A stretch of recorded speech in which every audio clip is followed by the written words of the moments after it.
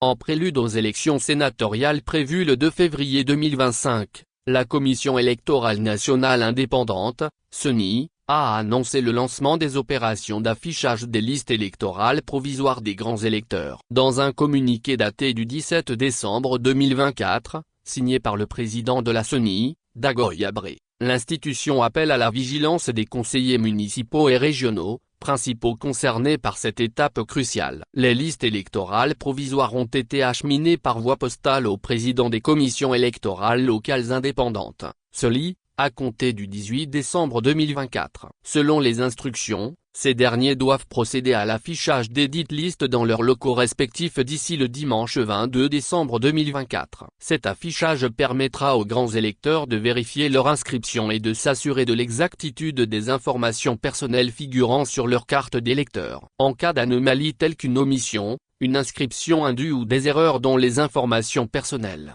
les concernés disposeront d'un délai de 48 heures pour saisir la CELI à travers un formulaire prévu à cet effet.